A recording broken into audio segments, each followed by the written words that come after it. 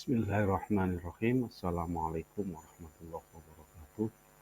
Alhamdulillah wa syukurillah wa la hawla wa la quwata illa billah amma ba'du. Teman-teman sekalian, Alhamdulillah pada kesempatan ini kita bertemu kembali walaupun sekali lagi lewat sarana dan prasarana yang mampu kita lakukan, yaitu terkait dengan materi kita, materi metodologi studi Islam. Walaupun kita tidak bertemu secara langsung karena memang kita mengalami dua hari libur, yaitu libur karena nyepi, dan hari kedua yaitu libur karena memang cuti nyepi itu sendiri. Namun itu tentu tidak mengurangi semangat dan motivasi kita untuk terus belajar. Oleh karena itu, pada kesempatan ini kita laksanakan perkuliahan walaupun lewat jejaring rekaman ini. Baik, puji syukur kehadirat Allah Subhanahu wa taala senantiasa harus selalu kita panjatkan kehadiratnya karena nikmat rezeki, nikmat kesehatan, dan tentu pada kesempatan ini kita memasuki bulan yang sangat mulia, itu bulan Ramadan, yang belum tentu itu dialami oleh teman-teman kita, yang bisa jadi di antara mereka sudah kembali ke haribaannya, dan bisa jadi di antara mereka ada yang mengalami sakit dan sebagainya. Selawat dan salam yang kedua kita aturkan kepada junjungan kita Nabi Agung Muhammad SAW atas segala upaya dan jerih payahnya kita mendapatkan kecerahan secercah cahaya dalam mengarungi kehidupan ini, cahaya untuk melaksanakan segala apa yang diperintahkan Tuhan Allah Subhanahu wa taala dan mampu untuk membedakan antara yang benar dan yang salah, bainal haq wal batil. Pada kesempatan ini kita akan membahas kajian Al-Hadis dalam studi Islam sebagai kelanjutan dari materi kita pekan kemarin, yaitu kajian Al-Quran dalam studi Islam. Kita mulai pada sisi sebagaimana pekan kemarin bahwa sistematika sumber ajaran Islam setidaknya sudah kita sampaikan ada tiga hal penting, meskipun nanti sumbernya ada 4 ya. Yang pertama bahwa sumber ajaran Islam adalah Al-Quran, sumber ajaran Islam yang kedua adalah Al-Hadis, dan sumber ajaran ketiga adalah Al-Ijma', dan yang keempat adalah Al-Qiyas. Ini nanti ada pembahasan sendiri. Walaupun itu nanti lebih lengkap dan lebih jelas, tentu ada ilmu-ilmu lain yang mendukung proses kita untuk melakukan itu. Tetapi pada kesempatan ini kita akan belajar metodologi, cara untuk memahami beberapa hal yang kita sebutkan tadi. Bahwa Rasulullah SAW pernah menyatakan, "Taraktu fikum amroini lan tadillu bihima abadan, kitabullahi wa sunnatur rasulillah," bahwa aku tinggalkan kepada kalian dua pedoman hidup, yaitu kitabullah dan sunnahku atau sunnah Rasulullah itu sendiri. Oleh karena itu, pada materi kita ini adalah kajian Al-Hadis. Al-Hadis ini sebagai apa? Sebagai sunnah Rasulullah. Bukan sunnatullah loh ya, sunnah Rasulullah. Kalau sunnatullah adalah sekalian jagat alam raya ini. Nah, tentu porsinya berbeda. Apa yang dimaksud dengan hadis? Nah, hadis secara bahasa, secara etimologis disebut al-jadid. Ada yang bilang al-qorib dan khobar. Jadid artinya adalah baru, lawan dari kodim yang artinya lama. Sementara qorib artinya yang dekat atau yang belum lama terjadi, peristiwa yang baru saja terjadi. Sementara khobar ini adalah warta atau berita atau sesuatu yang diomongkan, dipindahkan berita dari satu ke yang lain.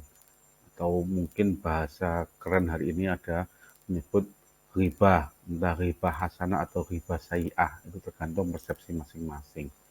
Itu dapat dimaknai sebagai apa? Sebagai hadis. Ini secara bahasa, tolong dicatat, secara bahasa. Sementara secara terminologi, secara istilah, para ulama hadis sepakat, jumhurul muhaddisin yattafiquna ala annal hadis huwa ma udhifa ila nabi sallallahu alaihi wasallam qaulan wa fi'lan wa taqriran min Rasulillah sallallahu alaihi wasallam, bahwa hadis itu adalah sesuatu yang disandarkan kepada Nabi Muhammad baik berupa perkataan, perbuatan ataupun pernyataan, yang ini kemudian menjadi pegangan itu. Nah, selanjutnya kita akan membahas, ya, karena tadi terkait perkataan, kemudian perbuatan, kemudian apa namanya, pernyataan takrir. Takrir itu kesepakatan yang disampaikan Rasulullah. Maka setiap hal tadi, setiap yang tiga tadi itu ada tiga unsur untuk sampai kepada kita. Apa? Setiap hadis atau sunnah itu setidaknya mengandung tiga unsur. Yang pertama, adanya rawi. Yang kedua, adanya matan. Bukan mantan, matan. Ya. Yang ketiga adalah sanad. Rawi adalah orang yang menyampaikan, menuliskan, ya, dalam apa yang dia dengar dari gurunya. Makanya kadang-kadang kita menemukan hadis riwayat Bukhari Muslim, hadis riwayat At-Tirmidzi, itu berarti apa? Yang menulis adalah Tirmidzi. Hadis rawahu Muslim, hadis yang melewat adalah, yang menulis adalah Muslim, dari gurunya, gurunya dan gurunya, sampai kepada baginda Rasulullah SAW. Yang kedua adalah matan. Matan itu adalah isi, materi yang disampaikan. Ya, kalau bahasanya tadi hibah hasanah, hibah sayi'ah. Tapi matan ini adalah kontennya, ya, kontennya. Nah, konten ini berupa apa? Berupa sabda baginda Rasulullah Muhammad. Karena kaitannya adalah hadis, maka kemudian kaitannya adalah pernyataan, perbuatan, atau ketetapan yang disampaikan oleh Rasulullah. Terkait kemudian nanti sahabat dan para tabi'in disebutkan di situ, maka nanti istilahnya akan beda, bukan lagi hadis, tapi bisa menjadi asar. Yang ini nanti banyak juga contohnya. Jadi teman-teman harus bisa membedakan hadis itu sendiri, asar itu sendiri, kemudian unsur-unsur lain juga harus dibedakan. Nah, dia tidak gebiah uyah, gitu ya. Contoh yang saya kira contoh asar. Ya. Asar terkait apa? Karena sekarang ini berkait dengan Ramadan, maka kita akan menjumpai para umat Islam di seluruh dunia melaksanakan sholat taraweh. Nah, sholat taraweh itu esensinya adalah sunnah Rasul, tapi pelaksanaannya itu sebenarnya bukan sunnah Rasul, tapi itu adalah asarus sahabat. Makanya kalau kemudian diperdebatkan, kalau masih ada yang mendapat antara tarawih 8, tarawih 20 dan sebagainya, hakikatnya itu ya karena memang sumber asal muasalnya adalah itu tadi. Maka kemudian kalau kemudian ada yang melaksanakan tarawih 20 karena memang itu dilakukan oleh sahabat Umar. Nah, makanya kemudian disebut dengan asar sahabat. Nih.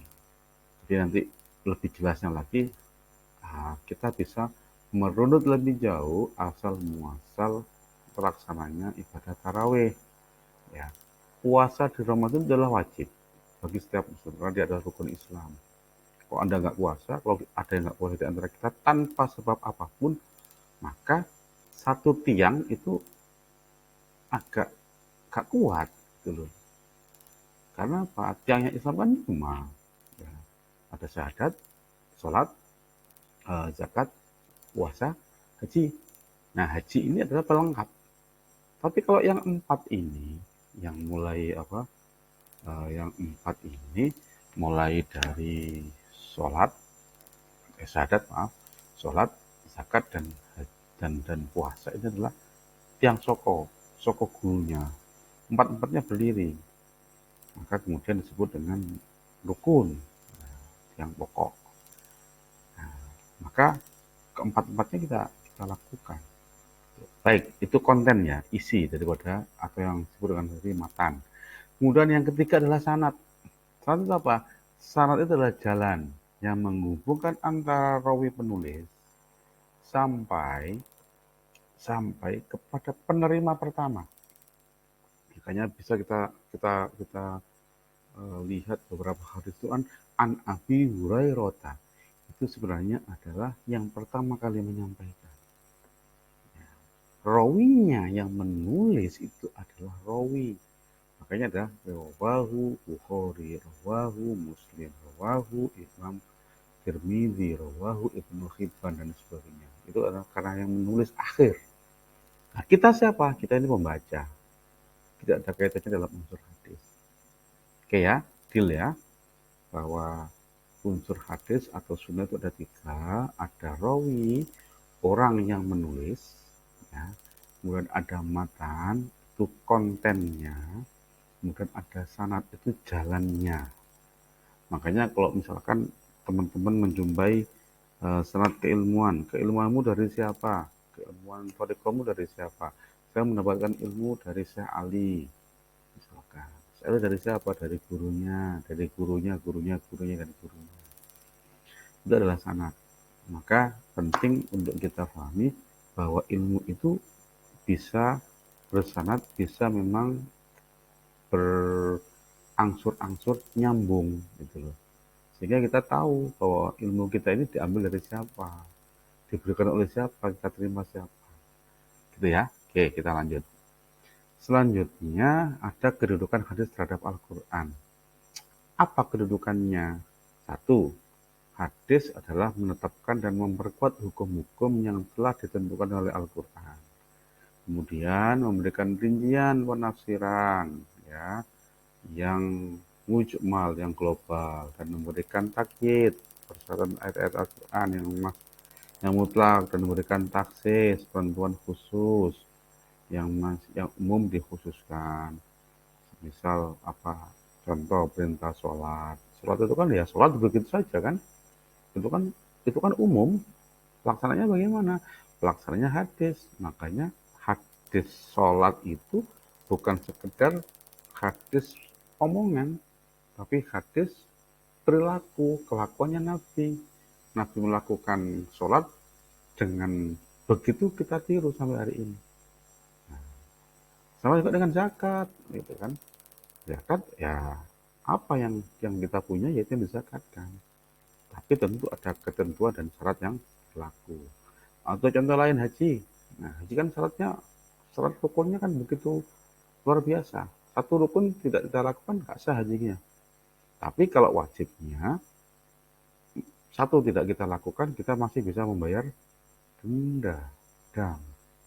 Nah, maka contoh-contoh haji, contoh-contoh apa pelaksanaan sholat itu dicontohkan oleh Rasulullah SAW dengan fi'liyahnya, dengan apa perilakunya, dengan proses kegiatannya, tidak hanya sekedar fi'liyah, tidak hanya sekedar takririyah, gitu ya. Kemudian ketiga, menetapkan hukum atau aturan yang tidak didapati dalam Al-Quran. Nah, ini misalkan berasas pada hadis mata. Contoh-contohnya apa? Contoh-contohnya saya kira banyak. Ya, kita berdasarkan pada hadis. Misalkan eh, menentukan zakat itu ukurannya berapa? Satu sok, satu mud itu berapa? Nah, itu kan penafsiran nanti yang kemudian bisa dipahami lebih lanjut bagaimana sebenarnya hadis juga memberikan apa artikulasi terhadap proses kehidupan umat Islam. Makanya kemudian disebut sebagai sumber pengetahuan umat Islam. Baik, kemudian selanjutnya adalah fungsi hadis secara utuh. Tadi disebutkan dalam kedudukan hadis terhadap Al-Quran ada bayan takrir, ada bayan tafsir, ada bayan nasah, ada bayan tashri'. Ya. Apa sebenarnya bayan takrir itu? Bayan takrir ini disebut juga dengan bayan takkid atau isbat, apa penetapan yang telah diterangkan oleh Al-Quran. Bayan tafsir memberikan rincian terhadap tafsir ayat-ayat Quran yang masih mujmal. Kemudian bayan tasyrik, mewujudkan suatu hukum atau ajaran yang tidak didapati dalam Al-Quran, disebut dengan zaid ala kitabul karim. Kemudian atau tambahan dalam kitab Al-Quran. Ya. Jadi tidak sekedar Al-Quran itu ansih, tapi juga diperkuat dengan hadis. Kemudian yang keempat ada bayan nasah. Apa bayan nasah? Memiliki arti yang beragam. Ada yang membatalkan, ada yang menghilangkan, ada yang memindahkan, ada yang mengubah. Nah, bayan nasah ini adalah penghapusan sesuatu karena datangnya dalil berikutnya, gitu ya. Ada sesuatu yang ditetapkan, kemudian ada pembaruan atau ada wahyu datang lagi, maka seakan-akan yang pertama tadi dihapuskan. Nah, inilah yang kemudian disebut dengan bayan nasah. Nah, teman-teman semua bisa memahami lebih lanjut, ada namanya bayan takrir, bayan tafsir, dan bayan nasah sebagai bagian penting bagaimana hadis difungsikan. Next, penulisan hadis. Nah, ini saya tidak akan membahas lebih jauh, lebih banyak lagi enggak, karena eh, kita sudah punya materi namanya materi studi hadis atau ulumul hadis. Tetapi akan ada kaitannya.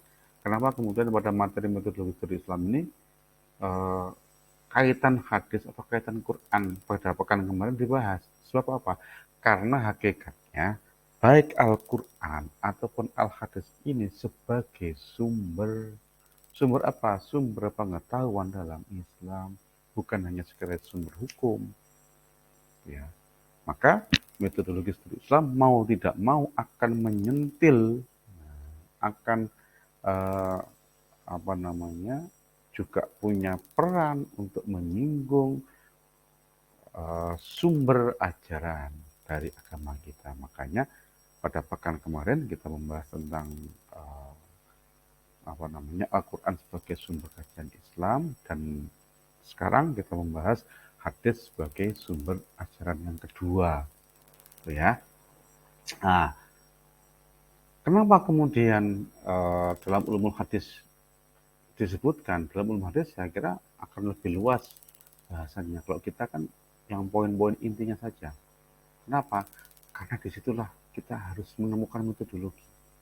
Bahwa metodologi penulisan hadis itu sangat luar biasa. Ada syarat dan ketentuan. Bagaimana seseorang harus menghafalkan sekian, dijuluki sekian. Dijuluki apa? Nah, contoh yang mungkin sekarang yang dimiliki oleh Indonesia, oleh negeri kita, itu Kiai Hasyim Asy'ari rahimahullah, itu salah seorang yang mendapatkan gelar apa? Mendapatkan gelar Hadratus Syekh.